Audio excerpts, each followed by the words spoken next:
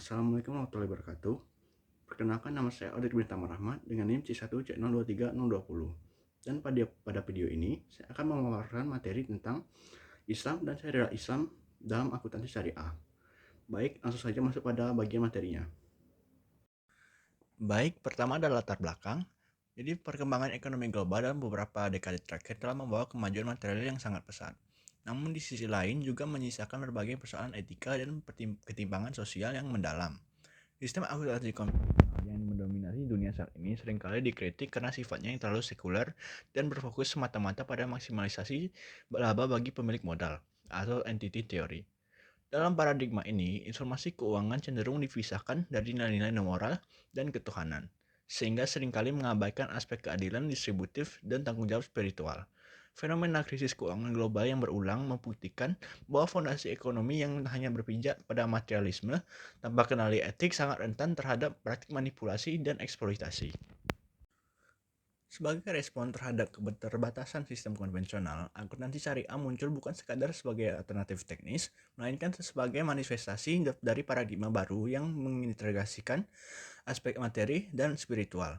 Islam sebagai agama yang bersifat kafah atau menyeluruh tidak hanya mengatur cara ibadah ritual, tetapi juga memberikan pedoman yang rigid dan komprehensif dalam aktivitas ekonomi atau muamalah. Dalam pandangan Islam, setiap aktivitas ekonomi adalah bagian dari pengabdian kepada Allah Subhanahu wa taala, di mana akuntansi berperan sebagai instrumen untuk memastikan bahwa prinsip kebenaran, kejujuran, dan keadilan ditegakkan dalam setiap laporan transaksi keuangan. Selanjutnya ada makna Islam dalam akuntabilitas. Secara bahasa, Islam bermakna penyerahan diri, kedamaian, dan kepatuhan total kepada kehendak Allah Subhanahu wa taala. Dalam cakupan yang lebih luas, Islam bukan hanya sekedar agama ritual, melainkan jalan hidup yang mengatur seluruh dimensi keberadaan manusia.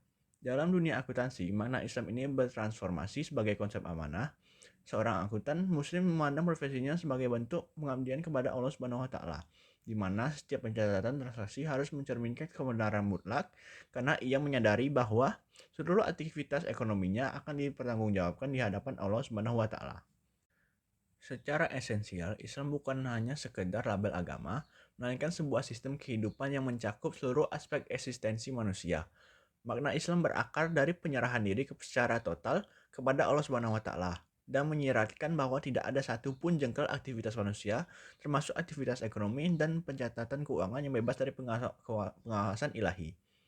Dalam pandangan akuntansi syariah, Islam memposisikan manusia sebagai khalifah yang memberikan mandat untuk mengelola sumber daya. Oleh karena itu, akuntansi dalam Islam bukan hanya alat untuk memaksimalkan keuntungan pemilik modal, melainkan instrumen untuk memastikan bahwa pengelolaan harta tersebut selaras dengan kehendak Allah Subhanahu wa taala. Selanjutnya ada dasar-dasar Islam.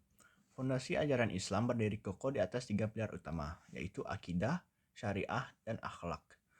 Akidah merupakan akar keyakinan bahwa Allah adalah pemilik hakiki atas segala sesuatu di dalam alam semesta, sehingga manusia hanyalah pemegang mandat atau khalifah dalam mengelola harta.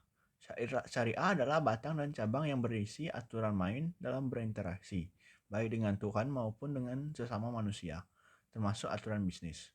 Sementara itu, akhlak adalah buah dari keimanan yang mewujud dalam integritas dan kejujuran.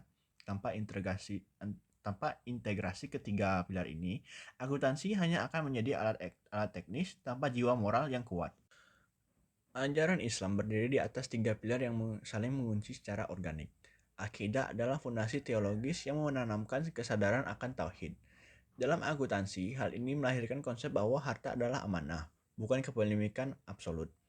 Syariah berfungsi sebagai koridor hukum yang mengatur teknis muamalah agar terhindar dari praktik eksploitatif. Sementara itu, akhlak adalah manifestasi moralitas yang membimbing perilaku akuntan agar memiliki integritas atau siddiq, kecerdasan atau fatonah, dan transparansi atau tablik. Tanpa pilar akidah, akuntansi kehilangan roh ketuhanannya. Tanpa syariah, ia kehilangan arah legalitasnya, dan tanpa akhlak, ia akan menjadi alat manipulasi yang merugikan publik. Selanjutnya ada hukum Islam. Hukum Islam adalah seperangkat aturan yang bersumber dari Al-Quran dan Sunnah. Hukum ini menjadi kompas bagi praktik akuntansi syariah agar tetap berada dalam koridor kehalalan. Dalam Al-Quran, khususnya dalam surah Al-Baqarah ayat 282, memberikan instruksi eksplisit mengenai pentingnya pencatatan transaksi non-tunai secara adil. Selain itu, hukum Islam yang bersifat dinamis melalui mekanisme ijma atau kesepakatan ulama dan kias atau analogi yang memungkinkan akuntansi syariah terus beradaptasi dengan perkembangan instrumen keuangan modern tanpa kehilangan esensi religiusnya. Selanjutnya ada klasifikasi hukum Islam. Dalam literatur hukum Islam, aturan diklasifikasikan menjadi dua kategori besar. Yang pertama adalah hukum taklifi dan yang kedua adalah hukum wad'i.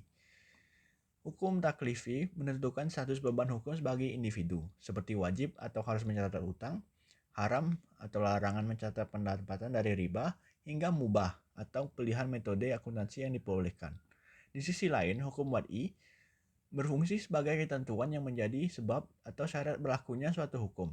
Misalnya kepemilikan harta yang mencapai batas tertentu atau nisab menjadi sebab timbulnya kewajiban zakat yang harus dilaporkan dalam laporan keuangan syariah.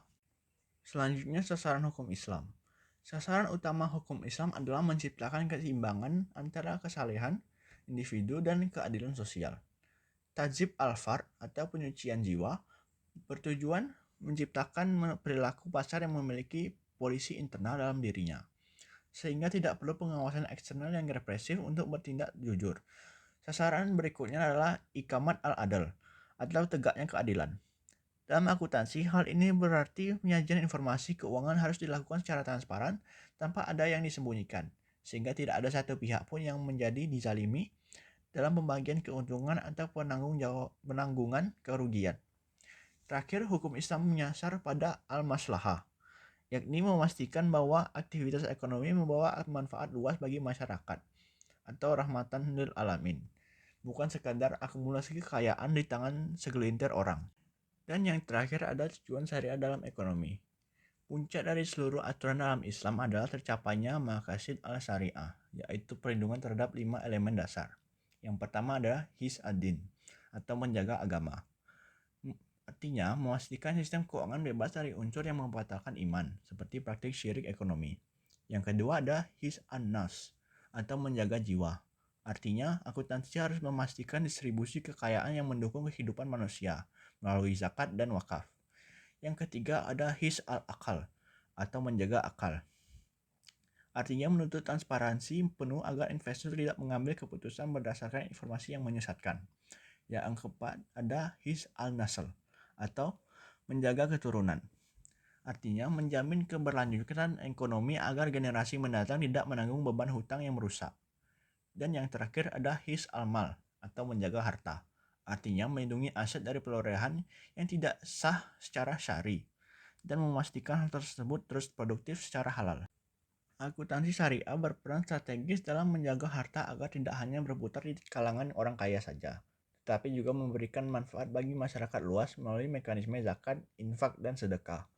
Dengan menjaga kelima elemen ini, praktik akuntansi bertransformasi menjadi instrumen untuk mencapai falah, yaitu kesejahteraan yang seimbang antara kemakmuran material di dunia dan keselamatan spiritual di akhirat.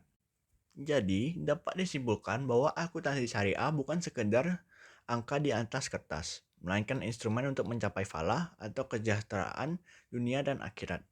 Dengan memahami makna Islam, hukum-hukumnya, hingga tujuan syariah, seorang akuntan tidak hanya bertanggung jawab kepada pemangku kepentingan atau stakeholder, tetapi juga kepada Tuhan Yang Maha Esa, yaitu Allah Subhanahu wa Ta'ala. Baik, sekian dari materi video yang dapat saya sampaikan. Mohon maaf apabila ada kekurangan atau salah kata. Terima kasih atas perhatiannya. Wassalamualaikum warahmatullahi wabarakatuh.